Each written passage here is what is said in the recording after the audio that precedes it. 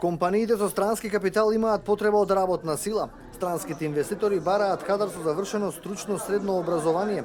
Анализата на Советот на странските инвеститори потврдува дека вакви работници недостасуваат во речиси сите сектори, од банкарството па се до рударството.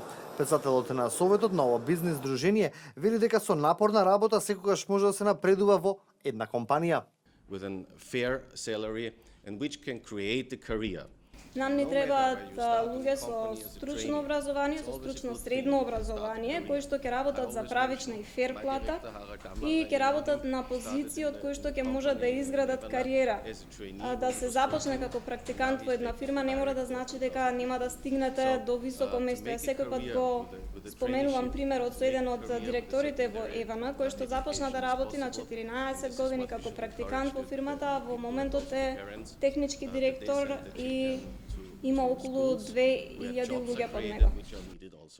Постигнатите резултати на странските инвестиции во земјава немаше да се случат доколку ја немаше соработката и поволностите кои ги нуди државата на овие компании, вели Питер.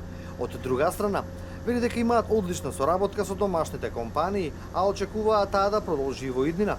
Во моментов има 50.000 лица од Македонија кои работат во фирмите со странски капитал, во и надвор од зоните, а странските инвеститори соработуваат со повеќе од 5000 фирми од приватниот сектор во земјава. Ако не постојат тие субвенции, јас сум сигурен дека немаше да го достигнеме ова ниво на странски инвестиции во земјата. Странските инвестиции ги има многу во енергетскиот сектор, во банкарството, во секторот за телекомуникации, за производство на челики и во многу други сектори во државата.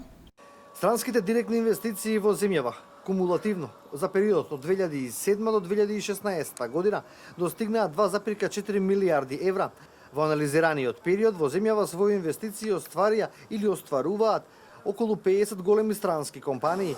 Од почетокот на 2016 година до септември во Македонија се инвестирани речиси 200 милиони евра странски капитал.